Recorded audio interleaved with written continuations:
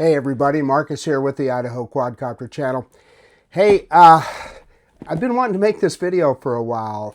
I got home from Spain and shortly thereafter caught a pretty bad cold, so you can probably hear it in my voice. I've been fighting a cold and I haven't been able to do anything. And this drone has been sitting here in my office, still in the cellophane, since Monday, and today's Thursday. So you know that's driving me crazy, but I wanted to do an unboxing video. I wanted to show you guys what comes in the case, what to expect when you order this. I ordered mine off of eBay from a South Korean reseller. There's a ton of them. What I'll tell you is I've not heard of anybody ordering from eBay off from either South Korea or Japan, where they all seem to be coming from, that has had a negative experience. Everybody that I know has received their product in good order, and in my case it was almost exactly a week from when I placed my order to when I received the drone. So I think that's very, very reasonable. But anyway, let's get to it here. I want to get this Mini 5 Pro out of the box so you can take a look at it. And by the way, what I have here is the Mini 5 Pro Fly More combo with the Plus battery and with the DJI RC2 controller. So basically the top deluxe kit. In the United States, being sub 250 is not that big. It just really isn't that important.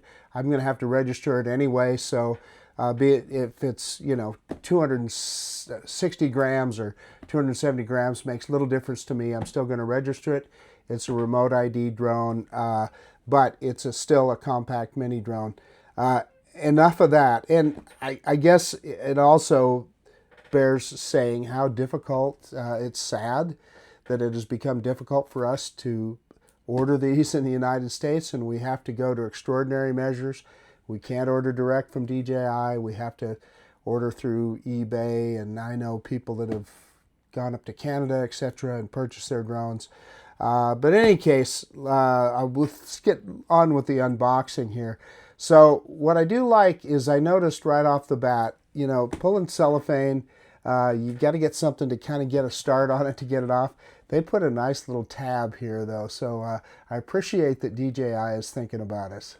Okay, we got the cellophane off, so opening the box is just a matter of pulling the flap open. So then you just have a bag in a box. So let's get it out of here. Okay, so here is the bag out of the box. And the first thing I noticed is how much bigger it is than the Mini 4 Pro bag. You can see it's a lot thicker. So it's a bigger chunk to carry around. There's no doubt about it. Kind of an interesting choice, but gives us more room in the bag, I'm sure, to carry some other things.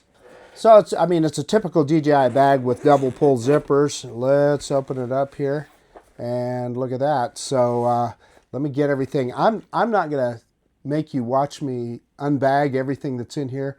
I'm gonna get it out and we'll look at them one at a time. So I'm gonna start with the accessory box. You can see there's a false bottom in here, and of course there's and I'm not gonna pull it all out of the bags, documentation and stickers. Then you have the this is a case with the ND filters that they provide. We'll open that up and take a look at those. But then the numerous props here, 1, 2, 3, 4, 5, 6 props. So I'm sure you've got 3 of each, clockwise and counterclockwise. And then of course you have the ubiquitous USB-C to USB-C. I'm sure that you could use this for a charge cable or a data cable, either one. Okay, the official DJI ND filters. We've got an 8, a 32, and a 128, so they give you a pretty good range of filters if you want to get that motion blur in your video.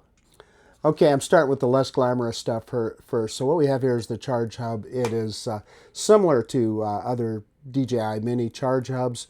Got a couple of batteries in there. On the side here you have a button to show you the charge status and a USB-C port to charge. And by the way, this drone, like most DJI drones now, does not come with a charger, so you have to provide your own charger. I would think you're going to want a 60 watt or better charger, pretty powerful charger to charge these guys up. And again, these are the Plus batteries. Let me see if I can see milliamp hours on here. Okay, it took me a second to be able to read that. I used my magnifying glass. It says that it's a rechargeable lithium-ion battery and a 4,680 milliamp hour battery. And again, this is the Plus battery, the heavier version. Then, of course, the DJI RC2 controller. We're very familiar with this. OcuSync 4, and it's the one with the antenna on it. A little bit more powerful processor than the original DJI RC. It's a handy little device. So, yeah, I mean, like I said, we've seen this. You got the control sticks stored in the back there. I will tell you this. I have the DJI RC Pro 2 that came with my Mavic 4 Pro. So I'll probably be using that controller when I fly this drone. But it's nice that I have this RC2 because that way you can leave it all in one kit if you want. This is a very good controller. Okay, this is the part we've all been waiting for. The first thing I noticed is we've got a different kind of gimbal cover for the drone. This reminds me a lot of the Mavic series. They started with the Mavic 3, and then now the Mavic 4 has these kind of strap controllers. So it's kind of interesting. It clips into these air vents here. You're watching me the first time I mess with this, so let's pull that up, and that frees that side. And then the back side here, yeah, that's easy enough. I just pulled it up, and off that comes. Now, will it be as easy to get it back on there? I don't know. So I've got a lot of cardboard and decals to get off here, so let me pull those off. So as in a lot of recent DJI drones, they put a piece of foam behind the gimbal for shipping.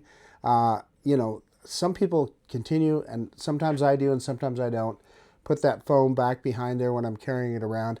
I don't think it's necessary. I think you could really just toss this. Okay, I decided to get a little bit closer look at this for you because I want you to see this camera. F1.8 1-inch sensor. So you can definitely see that it is a bigger camera than on previous Mini drones. And, you know, this is a different shaped gimbal as well. So I'm sure that is so that it can rotate and do some of the things that this gimbal will do. It'll do a 270-degree rotation. So that's pretty extensive. Yeah, so, you know, like I said, interesting looking gimbal on there. I'll be honest with you, I would be careful with it because it looks like it could be quite fragile as well. So definitely want to be careful with your drone. Of course, we have 360 obstacle avoidance, and these two sensors right here are that new LiDAR system. Well, I say new, it's been on the Air 3S and then the Mavic 4 Pro before this, but this is the first Mini drone with LiDAR that would allow you to use it in, it can see obstacles in low light situations where pure optical, you need more light. So then moving to the bottom of the drone, of course you've got an LED light there, time of flight sensor in the middle, and then two optical flow sensors, and then I'm sure those are both obstacle avoidance as well. Downward obstacle avoidance, but then optical flow tells the drone when it's moving or not. And the time of flow sensor, it's essentially sending an infrared signal that bounces back like radar, only think of it with light, tells it how high off the ground it is. So, you know, nothing terribly remarkable from the top. I mean, your on-off switch like normal, you got ventilation holes. So one of the welcome features is the twist lock props that they put on these drones. And I've heard others say, too, that they lock in place once you take off. I don't know, I can feel a little something there. Yeah, you can feel a little detent, I guess you would call it, when the prop is fully expanded like that. But it's the twist lock type props. So see if I can do this. Yeah, pull it off. And just like we're used to with a lot of other drones. I think they first started that with the Phantom series. Okay, then I should also mention, you know, you get the rear sensors here that in conjunction with the front sensor gives us that 360 degree obstacle avoidance, or omnidirectional obstacle avoidance as DJI calls it. And yeah, then on the bottom of the drone here, you know, typical, that's the way you pull the battery out. Just squeeze the two button on the buttons on the side, and then click it in. SD card right there, and I see I just turned it on by clicking that. That's the first time this drone has been on. I clicked that battery in there and it turned it on. Then you got a USB-C port right there. So I'm going to go ahead and shut it down. I got to be honest with you, that is probably a feature that I will disable. I know some people like that. It's a personal thing. I like to just turn the drone on and off myself. I don't need it to be done automatically. But again, that's personal choice.